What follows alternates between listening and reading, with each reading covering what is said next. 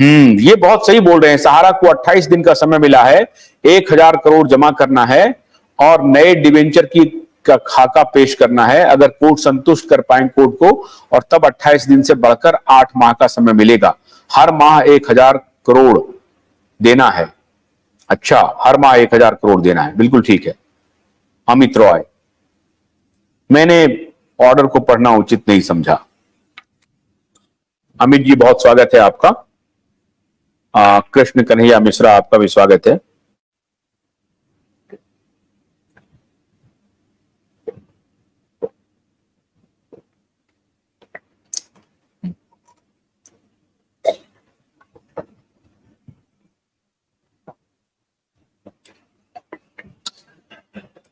सतीश जी से नहीं हो पाएगा, खाली इनको पैसा चाहिए, इनको पैसा दे दीजिए, लेकिन ये नहीं ठीक कर पाएंगे। चलिए साहब, पैसा ही लीजिए, आप लीजिए, पैसा ले लीजिए। तो माननीय सतीश जी से शुरुआत करते हैं। आप अभी जब शो से बाहर जाइएगा तो किसी को बुला करके बोलिएगा, भैया ऑटो रोटेशन कैसे हमारे कैमरा में होता है, ऑटो रोटेशन ऑन करो, ताकि हमारा ये लैंडस्केप में हम ज्वाइन कर सकें। अब साहब जो जहां पर हैं बैठ जाइए एक जगह, इधर उधर कूदिएगा, हम हटा देंगे स्क्रीन से। शांति से बैठे रहिए एक जगह। हम देखते हैं कि जैसे हमारा लिंक मिलता है, 50 लोग जुड़ जाते हैं, कोई इधर घूम रहे हैं, कोई उधर घूम रहे हैं। घूमना उमना बंद कीजिए, स्क्रीन पर बैठे रहिए। बहुत गंभीर बात कर रहे हैं सतीश जी। कल मुझे जानकारी मिली बहुत चौंकाने वाली, और आप सभी इसमें गुनहगार हैं। आज मैं आप लोगों को बहुत ही ठोक करके सवाल पूछने वाला हूं। पहले आप हमें यह बताइए कि सहारा क्रेडिट कोऑपरेटिव कब शुरू हुआ? सर, लाइव में जुड़े हुए सभी साथियों को मेरा नमस्कार। सहारा क्रेडिट कोऑपरेटिव सोसाइटी 2007 में सर आ चुका था। 2007 में शुरू हुआ जी। अच्छा, रियल एस्टेट के साथ आ चुका था। फाइनेंशियल का काम बंद हुआ था और सारा क्रेडिट कोऑपरेटिव सोसाइटी 7-8 में आ चुका था। रियल एस्टेट भी चल रहा था, लेकिन रियल एस्टेट में डेली का काम नहीं था। 2007 में कितने क्रेडिट कोऑपरेटिव सोसाइटी आए थे? हमारे यहाँ मध्य प्रदेश में तो सर एक ही था, बाकी राज्यों को हमें जानकारी नहीं। सहारा क्रेडिट कोऑपरेटिव सोसाइटी के नाम से था और रियल एस्टेट था, दोनों कंपनी साथ साथ चल रही थी। क्योंकि सहारा क्रेडिट कोऑपरेटिव सोसाइटी में डेली का काम था, रियल एस्टेट में डेली का काम नहीं था। तो रियल एस्टेट में एफडी और आरडी हुआ करती थी और इसमें डेली का काम हुआ करता था। जब रियल एस्टेट में बैन लगा तो पूरी ताकत के साथ सारा क्रेडिट कोऑपरेटिव सोसाइटी में आरडी, एफडी, डेली, मंथली सब चालू हो गया था। अच्छा, 2015 में भी कोई क्रेडिट कोऑपरेटिव सोसाइटी आई थी? सर क्या था, इसके बाद जब माननीय सुब्रत राय साहब जी महोदय जब जेल में गए थे, तो एक सारा यूनिवर्सल जिसका रजिस्ट्रेशन भोपाल से था, वो स्कीम आई थी 2 साल के लिए और 3 साल के लिए। वो सिर्फ ये हमारे मध्य प्रदेश में थी और वो मध्य प्रदेश का रजिस्ट्रेशन था और पूरे हिंदुस्तान में थी। उसके बाद स्टार मल्टी आए और हमारा इंडिया सारा क्रेडिट कोऑपरेटिव सोसाइटी शायद दोनों एक साथ साथ थी, क्योंकि उसमें डेली का काम दोनों में हुआ करता था अन्य राज्यों में। हमारा इंडिया जो था वो हमारा इंडिया है, कोई बात नहीं है, तो हमारा इंडिया मान के चलते हैं। वो हमारा इंडिया 2007 में आई है, 2015 में आई? देखिए सर, हमारा इंडिया की जानकारी इसलिए हमें नहीं है क्योंकि हमारे राज्य में सारा इंडिया क्रेडिट कोऑपरेटिव सोसाइटी थी। बाकी जिस राज्य में हमारा इंडिया चल रहा है वो वहां के लोग सही तरीके से बता सकते हैं कि उनकी कब लॉन्च हुई है, क्योंकि हमारा सारा क्रेडिट कोऑपरेटिव सोसाइटी था तो हमें उसी की जानकारी है सर। ये तो सारा मामला हमें ये मालूम तब पड़ा सर जब कंपनी फंसी और जब पेमेंट रुकना चालू हुआ तब, क्योंकि हमें ये मालूम ही नहीं था कि कितनी कंपनियां बनाई उन्होंने, कैसे काम किया है, क्योंकि इसमें कोई ऐसा संशय नहीं था कि पैसा लोगों को फंस जाएगा।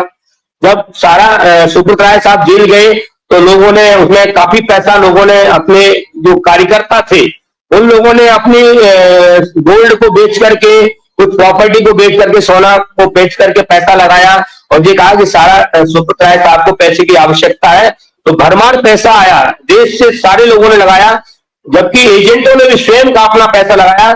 कुछ हमारे यहाँ के ऐसे एजेंट थे जिन्होंने अपना गोल्ड बेच करके पैसा लगाया कि सारा सुपुत्र साहब निकल के आ जाएंगे तो हमारा पैसा मतलब देश में अच्छा काम भी होगा और हम आगे दूर बढ़ेंगे। तब पूरा पिता के तुल्य में समान लोग समझते थे।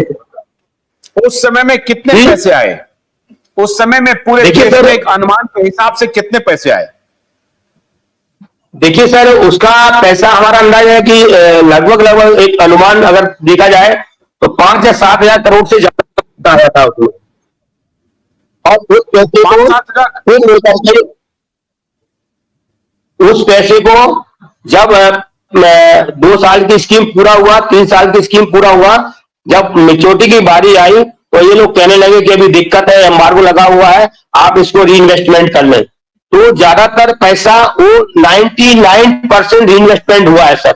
ये आज की डेट में 1% लोगों के पास पैसा बचा हुआ है। आज मैं देश के सामने निवेशक और कार्यकर्ता बंधु उनके सामने एक और बहुत महत्वपूर्ण खुलासा करने वाला। आज का शो बहुत गंभीरता से सुनिए। हमें जानकारी मिली है और आप लोग सब बताइएगा इस बात को। हमें जानकारी मिली है कि जो भी 86 हजार रुपए का डिमांड रेज हुआ है, उस डिमांड में से बहुत चौंकाने वाला आंकड़ा मैं दे रहा हूं आपको, बहुत चौंकाने वाला। और ये सब हमसे भी झूठ इन लोगों ने बोला है, सारे लोगों ने झूठ बोला है और मैं आपके सामने आज बोल रहा हूं। 86 हजार करोड़ रुपए में से 60% अमाउंट, 60% कार्यकर्ता बंधुओं का है। जी सर, ये बात गलत है।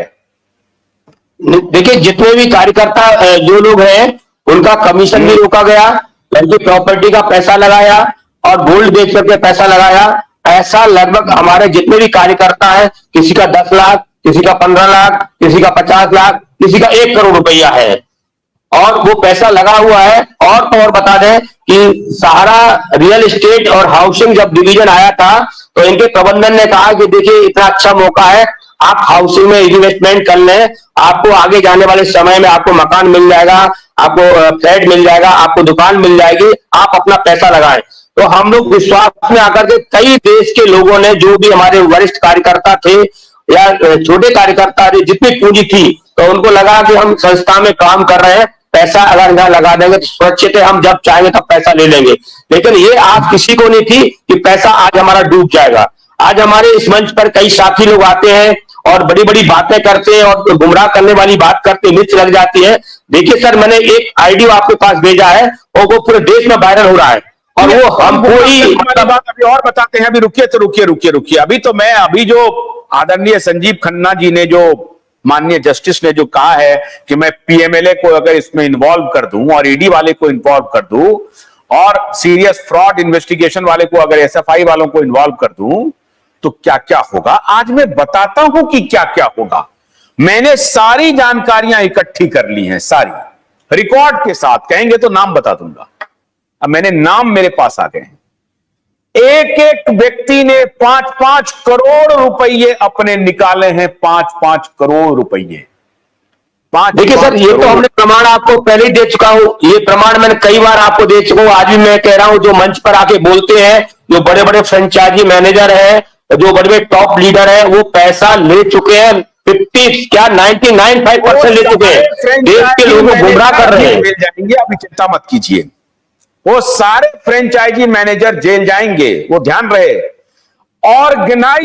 ऑर्गेनाइज्ड लूट मचाया इन लोगों ने पिछले 10-15 वर्षों से लगातार, और 40 वर्षों से इन लोगों ने लूट मचाया है। ये फ्रॉड का जमावड़ा खड़ा किया था यहां पर। सारा डिटेल अब हमारे पास आया है, सारा डिटेल।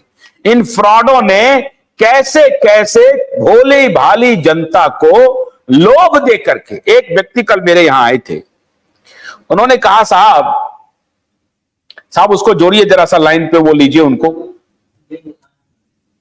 फोन करके बताइए, बुलाइए उनका। मैं आपको फर्स्ट हैंड बताता हूं, उनका 1,35,000 रुपया कमीशन हुआ साहब। नया नया लड़का था, कमीशन हुआ उनका 1,35,000 रुपया। उन्होंने कहा कि उनको दफ्तर से फोन गया कि अरे साहब अपना कमीशन नहीं लोगे क्या? बोला हाँ सर कमीशन लेंगे, तो आ जाओ। पूरा वाउचर वाउचर बन गया। कमीशन के लिए बोला फॉर्म भर दो, फॉर्म भर दिया। और उसके बाद जब हुआ कि भाई 1,35,000 रुपया का उनको चेक देना है, तो धीरे से कहा और क्या सब चल रहा है और घर परिवार का क्या है? कहा सब ठीक चल रहा है सर, आपकी दुआ से बढ़िया चल रहा है, आपके यहां आप काम कर रहे हैं। कहा अच्छा घर वर बन गया? बोला हाँ घर बन गया। और तो घर में कौन कौन है? तो बोला 2 बच्ची है 2 बेटी है। तो पढ़ रही है? हाँ। अरे यार तो क्या करोगे, 1,35,000 घर ले जाओगे, खर्चे ही हो जाएंगे, बेटी के नाम से कर दो डिपॉजिट। ये